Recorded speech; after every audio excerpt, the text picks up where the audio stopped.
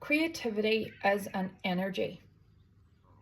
Disease is formed of creativity turned inwards on itself, overthinking, anxiety, ill health, a preoccupation with self-discovery and yet not looking inward, and also a sense of needing an identity that others us to justify where we feel locked out of our own source. Human beings are fueled by creative energy. We embrace that and are part of that, and it is inside our genetic makeup to create and express.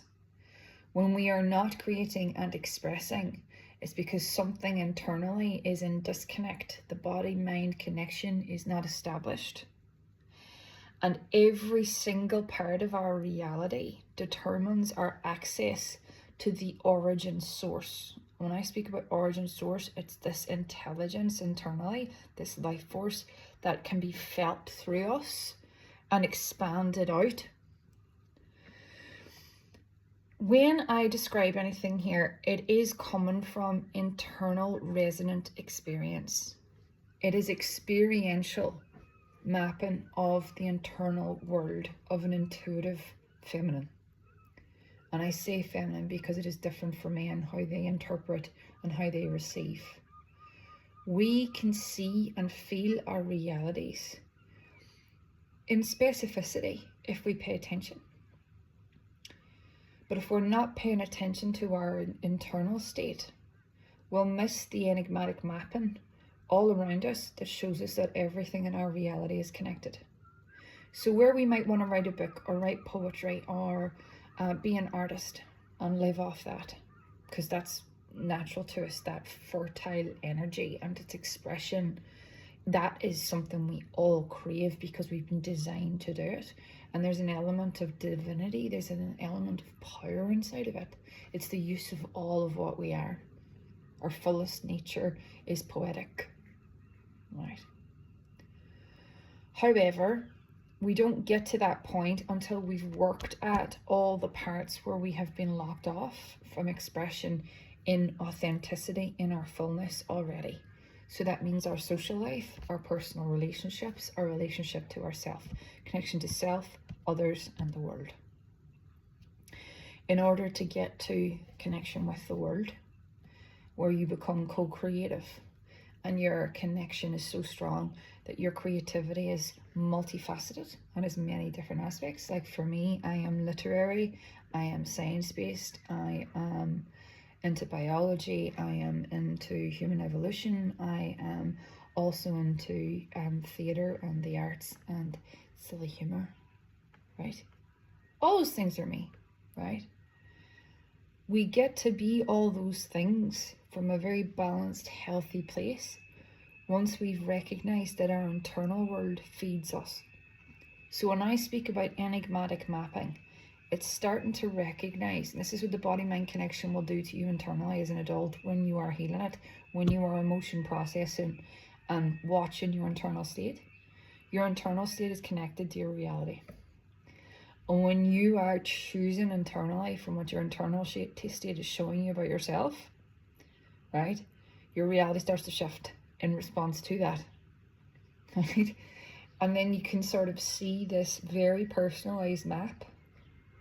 It's like a big disc of reality in front of you that you get to play with and you get to transform based on how you transform.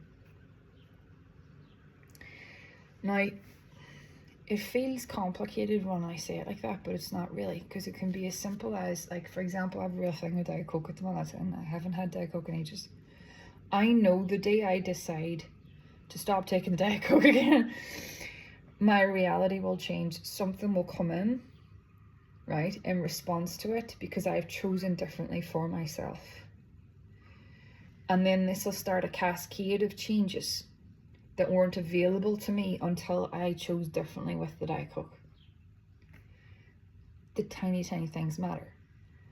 My creative stamina, my energy levels are all connected to how my body feels due to energy, frequency, and vibrational state. my energy expands, my vibrational state goes up, and the frequency of what I put out carries code. I'm going to call it enigma code that is unique to me. Everything I create has my own signature in it because it's coming from inside me, sourced from within me, from the reality that I have a relationship to, that I'm deeply connected with. When you are working from the external reality or from perceived reality or from a headless state, right, where your body is disconnected from the head, your creations will be to get something. It'll be transactional, and they'll be fruitless. There'll be a shallow element to them, and they'll feel baseless, and you'll feel anxious inside of them. You'll feel performative inside of them, like you're not using the whole of yourself.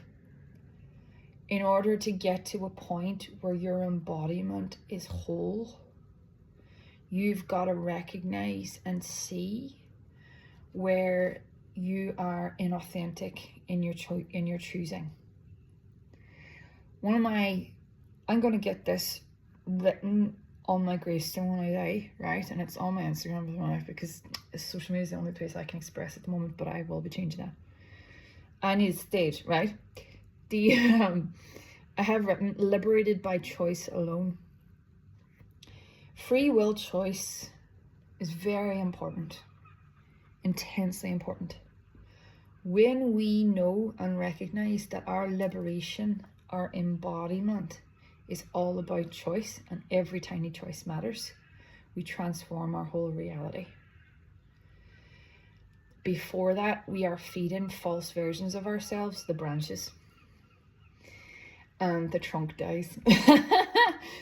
You know someone whose trunk has died when their ego is inflated and they have no self-awareness, and they keep repeating the same patterns over and over with a need to be fed externally by external things.